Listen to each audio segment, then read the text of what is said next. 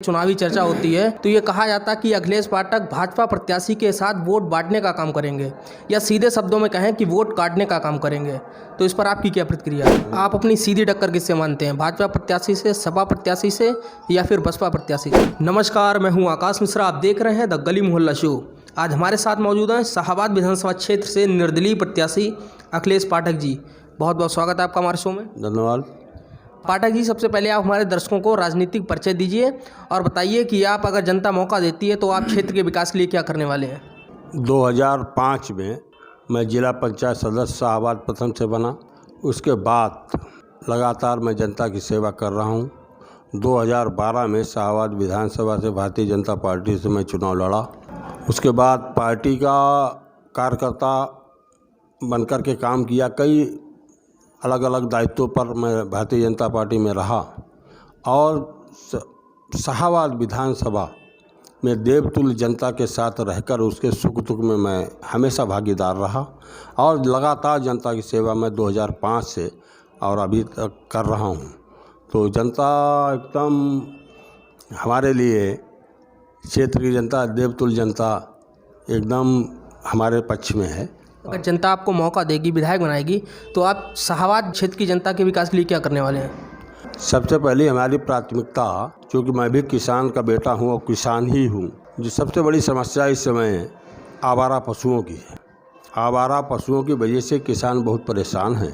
मैं देखता हूं, मैं जाता हूं, रात में निकलता हूं तो रात भर बेचारे कड़ाके की ठंड में अपने खेत की मेड़ों पे आग जलाकर रहते हैं और बहुत परेशानी का सामना करते हैं। तो मैंने अपने घोषणा पत्र में, और मैं जनरली कहता भी हूँ, जनता मौका देती है और विधायक बनाती है तो 90 दिन के अंदर आवारा पशुओं की व्यवस्था सुनिश्चित की जाएगी। इनके लिए गौशाला और इनके लिए चारा और खाने पीने की व्यवस्था 90 दिन के अंदर, ये पहली प्राथमिकता मेरी क्षेत्र के लिए होगी। दूसरा, यहाँ पे हमारे अधिवक्ता लोगों की ये काफ़ी दिनों से मांग चल रही है कि म्युनिसिपल कोर्ट की, तो उसका भी अतिशीघ्र उसको स्वीकृत करा के निर्माण कार्य शुरू कराया जाएगा। हमारे यहाँ पे शिक्षा के लिए, बालिकाओं के लिए डिग्री कॉलेज नहीं है, तो डिग्री कॉलेज की व्यवस्था, रोडवेज बस अड्डे की व्यवस्था और कई जगह क्षेत्र में मैं जाता हूँ, रहता ही हूँ, मैं यहीं का निवासी भी हूँ। सड़कें टूटी पड़ी हैं, उन सड़कों का निर्माण, ये सब प्राथमिकता में ही हमारी है। स्वास्थ्य व्यवस्था, ये सब प्राथमिकता में हमारे। आपके क्षेत्र में जब राजनीतिक चर्चा होती है, चुनावी चर्चा होती है, तो ये कहा जाता है कि अखिलेश पाठक भाजपा प्रत्याशी के साथ वोट बांटने का काम करेंगे या सीधे शब्दों में कहें कि वोट काटने का काम करेंगे। तो इस पर आपकी क्या प्रतिक्रिया है? वोट काटने का, वोट बांटने का कोई सवाल ही नहीं था। आप आइडिया लगाइए, जब 2022 में अभी 21 जनवरी को जब टिकट घोषित हुआ तो मेरा कोई निर्णय नहीं आया कि मुझे चुनाव लड़ना है। 21 जनवरी को जब टिकट मुझे नहीं मिला तो ये क्षेत्र की जनता, क्षेत्र के मौजूद लोग समाजवादी पार्टी के पास भाग गए। मैंने देखा कि भारतीय जनता पार्टी का जो कैंडिडेट है वो यहाँ पर किसी भी परिस्थिति में निकलने वाला नहीं है। यदि ऐसा कुछ होता तो उनके पास से आदमी नहीं भागता। सब अखिलेश पाठक का, भारतीय जनता पार्टी और यहाँ की देवतुल्य जनता अखिलेश पाठक की टिकट की तरफ नज़रें गड़ाए हुए था। और जब वो निराश हो गया तो सब भारतीय जनता पार्टी से असंतुष्ट था और अब भारतीय जनता पार्टी से ज़्यादा असंतुष्ट कम था, लेकिन यहाँ के स्थानीय विधायक से ज़्यादा नाराज़ था। इस कारण वो समाजवादी पार्टी की तरफ मूव हो गया।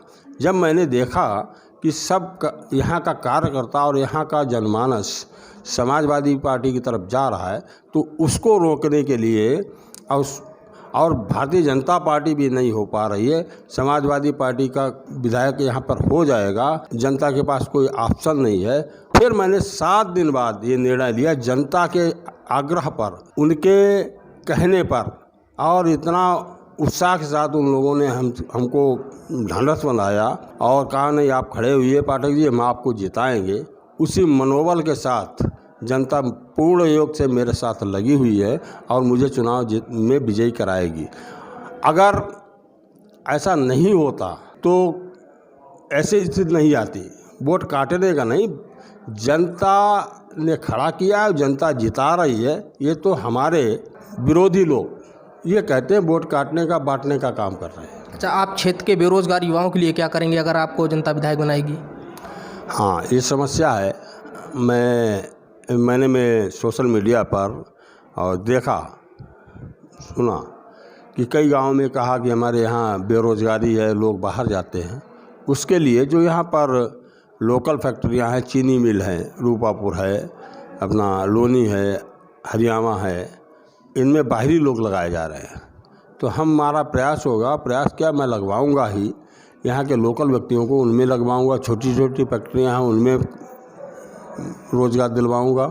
इस तरीके से काम करूंगा, उनको बाहर जाना। आप अपनी सीधी टक्कर किससे मानते हैं, भाजपा प्रत्याशी से, सपा प्रत्याशी से या फिर बसपा प्रत्याशी से? अभी तक हम अपनी सीधी टक्कर कुछ दिन पहले हमारी समाजवादी पार्टी से थी, लेकिन अब चुनाव नज़दीक आ रहा है तो अब देखिए, जो भी लड़ेगा मुझसे लड़ेगा, जो भी लड़ेगा मुझसे लड़ेगा।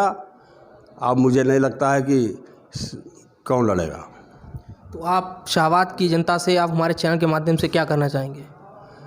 शाहबाद की जनता से मैं यही कहना चाह रहा हूँ, आप सभी लोग आने वाली 23 तारीख को चकिया पे बटन दबाकर अपने इस बेटे, अपने इस भाई को भारी बहुमत से विजयी बनाएं। और आपकी सेवा में ये बेटा लगा हुआ है और लगातार ये जब तक इस बेटे का जीवन है तब तक आपकी सेवा में लगा रहेगा, यही मेरा कहना है। चलिए, बहुत बहुत धन्यवाद आपका। तो ये थे हमारे साथ शाहबाद विधानसभा क्षेत्र से निर्दलीय प्रत्याशी अखिलेश पाठक जी। इसी तरह से और भी इंटरव्यू, जनता की राय देखने के लिए देखते रहिए द गली मोहल्ला शो।